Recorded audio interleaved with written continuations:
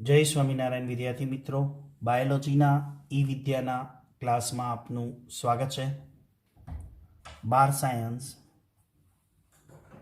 Chapter 6 આનુવંશિકતાનો આણ્વીય આધાર. અત્યાર સુધીના વિડીયોની અંદર આપણે 1 બાય 1 પ્રયોગો દ્વારા રૂપાંતરને મળતું સમર્થન અને એ સમર્થન પછી આપણે ફાઇનલી એક હર્શી અને ચેઝના પ્રયોગ દ્વારા, પરાંતરણના પ્રયોગ દ્વારા એ સાબિત થઈ ગયું કે જનીન દ્રવ્ય તરીકે ડીએનએ વર્તે છે. પણ એ જનીન દ્રવ્ય ડીએનએ તરીકે વર્તે છે તેની સાથે સાથે એ જનીન દ્રવ્યના ગુણધર્મો આપવા પડે. કયા ગુણધર્મને આધારે તમે કહો છો કે ડીએનએ જનીન દ્રવ્ય તરીકે વર્તે છે? હવે એ ગુણધર્મો વિશે ચર્ચા કરવાની છે. તમે સાબિત તો કરી દીધું કે જનીન દ્રવ્ય પ્રોટીન નથી, ડીએનએ છે. પણ ડીએનએ માટે જનીન દ્રવ્ય તરીકે વર્તે છે, તેના ગુણધર્મો શું? તો જનીન દ્રવ્યના જે ગુણધર્મો છે ને એની બંધ બેસતું ડીએનએ આવે છે, પ્રોટીન નહીં. તો એ ટોપિક છે 6.2.2. તો જનીન દ્રવ્ય તરીકે વર્તતા અણુના માપદંડ શું અથવા એના ગુણધર્મો શું? તો પહેલો ગુણધર્મ આપણે જોઈએ, તે સ્વયં જનન દ્વારા તેના જેવી જ પ્રતિકૃતિ ઉત્પન્ન કરતો હોવો જોઈએ. સ્વયં જનન એટલે શું? ડીએનએ માંથી જ ડીએનએ નો અણુ બને. આપણી બોડીમાં, સજીવની બોડીમાં, વનસ્પતિ હોય કે પ્રાણી હોય, એની બોડીમાં રહેલું ડીએનએ એ ડીએનએ માંથી જ બને. બાકીનો કોઈ અણુ છે, પ્રોટીન હોય, લિપિડ હોય કે કાર્બોહાઈડ્રેટ હોય, એ બધા અણુઓ અન્ય કોઈ રીતે બને છે, પણ ડીએનએ નો અણુ ડીએનએ માંથી જ બને. એટલે સ્વયં એટલે જાતે, પોતાનામાંથી જ પોતાનું સર્જન એટલે કે સ્વયંજનન કરતો હોવો જોઈએ. અને સ્વયંજનન કરીને પોતાના જેવી પ્રતિકૃતિ એટલે પોતાના જેવો જ અણુ બનાવતો હોવો જોઈએ. બીજી માહિતી, રાસાયણિક રીતે અને રચનાત્મક સ્થાયી દ્રવ્ય હોવું જોઈએ. સ્થાયી એટલે કોઈ એક જ જગ્યાએ ફિક્સ હોવું જોઈએ. કોષની અંદર, કોષ કેન્દ્રમાંથી કોષ રસમાં કે કોષ રસમાંથી કોષ કેન્દ્રમાં અવર જવર કરતું નહીં, સ્થાયી દ્રવ્ય હોવું જોઈએ. ત્રીજું, મેન્ડેલિયન લક્ષણોના રૂપમાં અભિવ્યક્ત કરતું હોવું જોઈએ.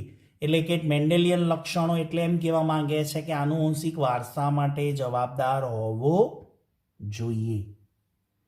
ચોથું, ઉદ્વિકાસ માટે જરૂરી ધીમા ફેરફારો માટેની તક પૂરી પાડી શકે તેવું હોવું જોઈએ. એટલે કે એનામાં લાંબા સમય સુધી, એટલે કે જે પણ જનીન દ્રવ્ય છે, પ્રોટીન હોય કે ડીએનએ, એ જનીન દ્રવ્યમાં લાંબા સમયે થોડુંક વિકૃતિ અથવા મ્યુટેશન એ આવે તો નવી જાતિ અથવા તો ઉદ્વિકાસ થઈ શકે.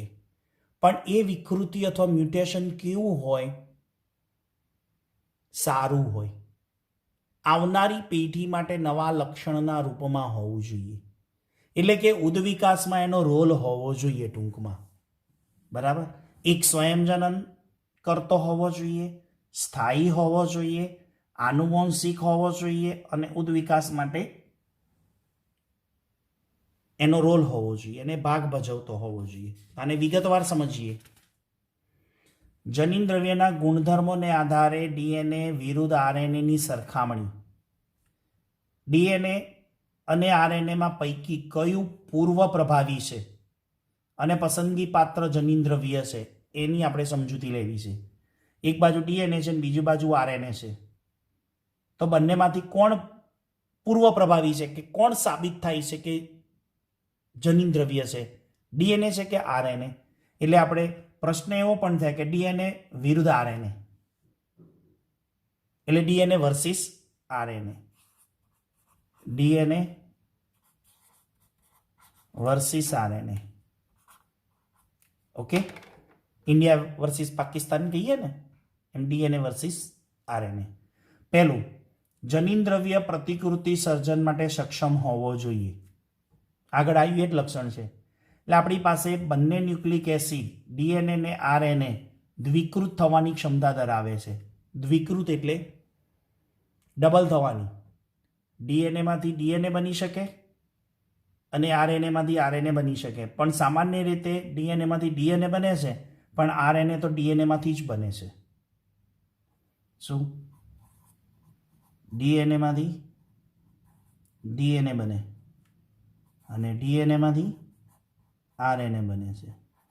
પણ અહીંયા એમ કહે છે કે દ્વિકૃત, દ્વિકૃત એટલે ડબલ થવાની. આરએનએ એના જેવો બીજો આરએનએ ઉત્પન્ન કરી શકે એમ.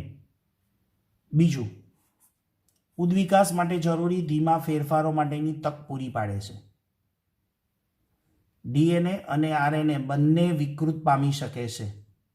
મેં હમણાં કીધું વિકૃત થાય તો શું થાય, એટલે કે મ્યુટેશન થાય.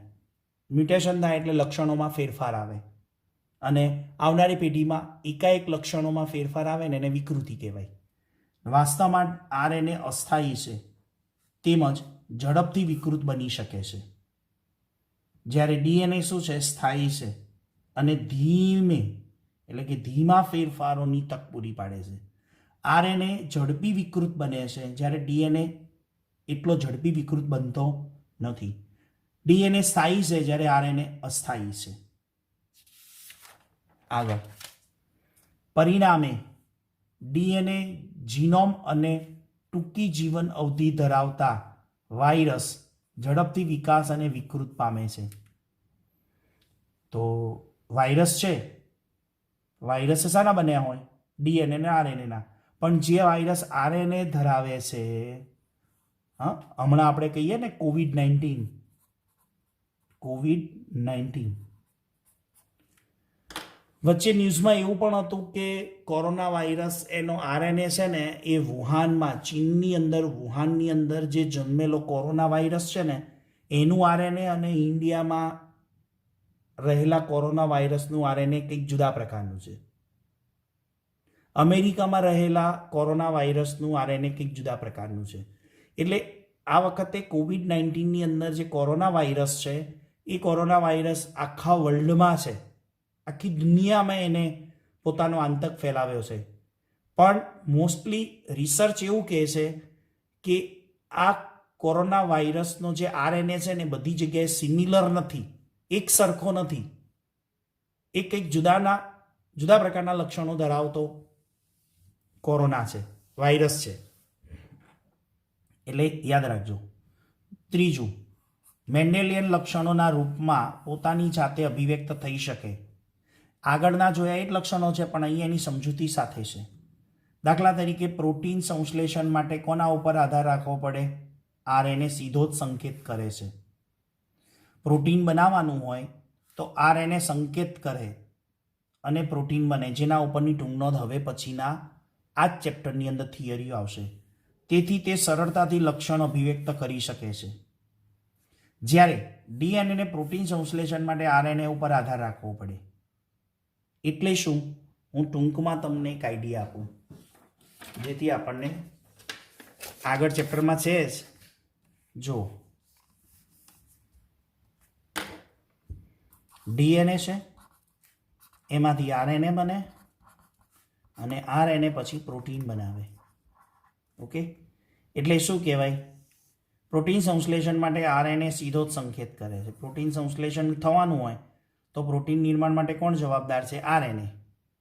ઓકે, તેથી સરળતાથી લક્ષણ અભિવ્યક્ત કરી શકે. જ્યારે અહીંયા શું લખ્યું છે? ડીએનએ પ્રોટીન સંશ્લેષણ માટે કોના ઉપર આધાર રાખે? આરએનએ ઉપર. તો ડીએનએ પ્રોટીન સંશ્લેષણ કર્યું કોને કહેવાય? ડીએનએ જ કર્યું. પણ ડીએનએને પ્રોટીન સંશ્લેષણ માટે કોના ઉપર આધાર રાખવો પડે? આરએનએ. ઓકે, જ્યારે આરએનએ પ્રોટીન સીધો જ બનાવી શકે છે, પણ આરએનએને જન્મ કોને આપ્યો? ડીએનએ. ત્યારે આરએનએ પ્રોટીન બનાવે ને. સમજાય છે ને પોઈન્ટ? વાંચજો, સમજજો. આગળ ચોથો મુદ્દો શું કહેવા માંગે છે? રાસાયણિક રીતે રચનાત્મક રીતે સ્થાયી હોવો જોઈએ. એટલે આનુવંશિક પદાર્થ એટલો સ્થાયી હોવો જોઈએ કે ના વધવો જોઈએ ના ઘટવો જોઈએ. સ્થાયી બીજા અર્થમાં અચળ પણ કહે છે. એટલે ડીએનએનું પ્રમાણ અચળ હોય, જ્યારે આરએનએ વધઘટ થઈ શકે. જીવનચક્રની વિવિધ અવસ્થાઓ, દાખલા તરીકે ઉંમર થાય, શરીરની શારીરિક ક્રિયાઓમાં પરિવર્તન થાય, છતાં પણ કોઈ પરિવર્તન થવું જોઈએ નહીં. તો ડીએનએ એવો છે કે ઉંમર વધે તો પણ એના લક્ષણોમાં ફેરફાર ન થાય. શારીરિક ક્રિયાઓમાં કોઈ પરિવર્તન થાય તો જનીનદ્રવ્ય તરીકે જો ડીએનએ હોય છે તો એમાં કોઈ પણ પ્રકારનું પરિવર્તન થતું નથી. એટલા માટે ડીએનએ સ્થાયી સ્વરૂપમાં હોય છે. એટલે વધુ ભાર કોના ઉપર મૂકી શકાય? જનીનદ્રવ્ય તરીકે. આ બધા લક્ષણો કોણ ધરાવે છે? પ્રોટીન ધરાવતો નથી. આ બધા લક્ષણોમાંથી મોટાભાગના લક્ષણો કોણ ધરાવે છે? ડીએનએ ધરાવે છે. આરએનએ પણ નહીં. એટલે સૌથી વધારે પૂર્વ પ્રભાવી કોણ થયું જનીનદ્રવ્ય તરીકે? ડીએનએ. તો આ થયા ડીએનએના ગુણધર્મો, જનીનદ્રવ્ય તરીકે ડીએનએના ગુણધર્મો. તો આવતા વિડીયો લેક્ચરની અંદર આરએનએ અને ડીએનએ વચ્ચેનો તફાવત જોઈશું. ત્યાં સુધી સૌ વિદ્યાર્થી મિત્રોને જય સ્વામિનારાયણ.